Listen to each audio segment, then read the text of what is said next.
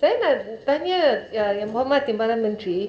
Jadi saya tak tahu apa berlaku dalam sesi libat urus semalam di antara syarikat timah dengan kementerian.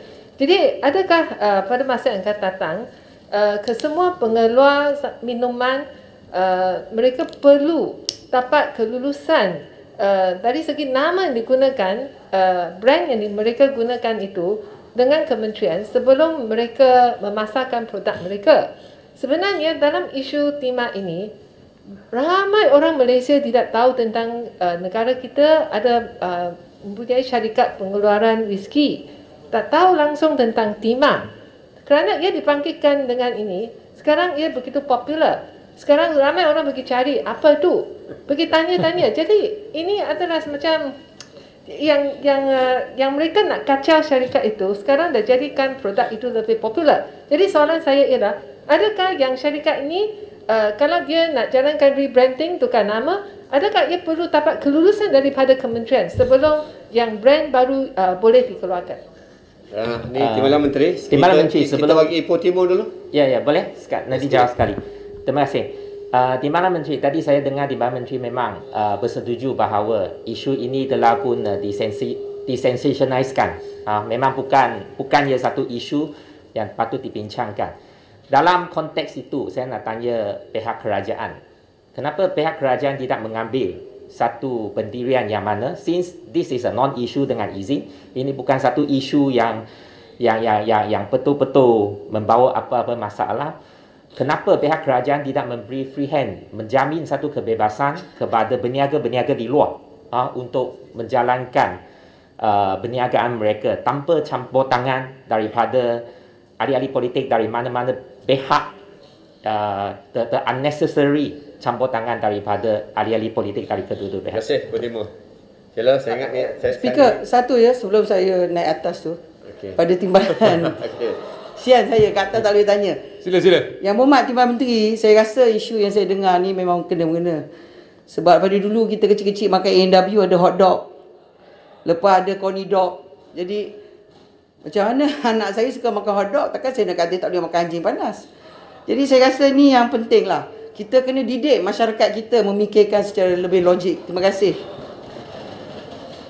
Setuju dengan pengirang, setuju dengan apa yang dikatakan oleh sahabat tadi. Sebenarnya kita tak mahu ianya jadi satu presiden.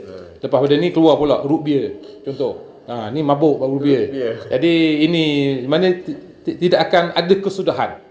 Jadi kita harap dengan adanya advokasi Syarikat Pengeluar ini dan untuk menjawab sebutir sebenarnya untuk mengeluarkan nama tersebut, mereka memohon daripada MyIPO, Intellectual Property, dan apabila dimohon kita ia punya buat deskripsi nama tersebut, kenapa rasional semua sekali itu, kemudian MyIPO akan gazetkan ataupun akan wawarkan selama 2 bulan. Tapi dikatakan setelah 2 bulan dimaklumkan nama tersebut kepada masyarakat, tidak ada bantahan. Maknanya dari segi undang-undang namanya desah. Cuma bila wujud sedikit havoc ataupun keresahan dalam masyarakat, ialah kadang-kadang macam saya setuju dengan Salam kata, ada orang nak mengambil kesempatan. Saya setuju dengan pengerang bahawa nama ini kadang-kadang tidak melambangkan isu yang sebenar. Tapi ini telah dibuat advokasi kemarin bersama dengan pengeluar, dan pengeluar nampaknya memahami hakikat tersebut, dan kita harap ianya tidak akan berlaku lagi. Kerana saya tahu ada nama Rayyan, nama Hadi, nama macam-macam berkenaan dengan ini. Dan yang penting bahawa ini minuman yang diharamkan oleh umat Islam. Itu yang penting. Kalau Islam dia tak akan mendekati benda-benda yang sebegini. Apa nama sahaja pun ia tidak penting. Terima kasih. Saya ingat Menteri telah menutup ke nak buka lagi? Apa boleh sila. Last. Tuan Di-Pertua, saya amat hormati pendirian yang diambil oleh YB Timbalan Menteri dan juga YB sekalian. Namun kalau kita masih ingat, isu ini juga ada ditimbulkan oleh Yang Berhormat Rusila sebab selaku Presiden kepada PAS sendiri. Saya kira perlu juga kita dengar pendapat daripada MP PAS di Parlimen ini, apakah pandangan mereka.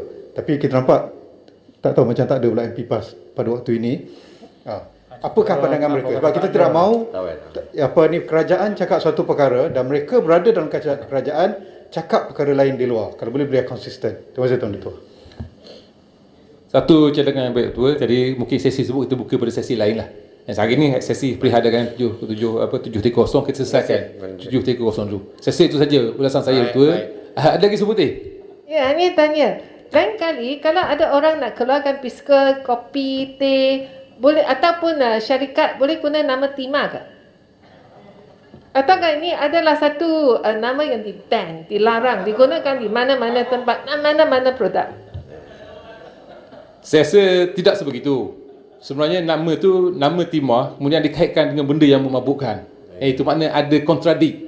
Nama Timah tapi bila kita saya sebut mengatakan Timah ni sebenarnya tim, bukan nama orang. Itu kata dia. Dia ada rasional dia. That's why Maipo luluskan kata tersebut. Jadi bukan kita nak ban nama Timah tersebut. Ya, saya rasa seperti fahamlah apa yang ingin saya maksudkan. Terima kasih. Soalan lagi. Last je lah penutup. Dah habis hari ni apa? Last. Saya minta saya serahkan kepada Tuan Menteri kalau nak berhenti dia last pada salam. Dia macam dia nama Timah tu syarikat itu menjelaskan ianya bijih Timah.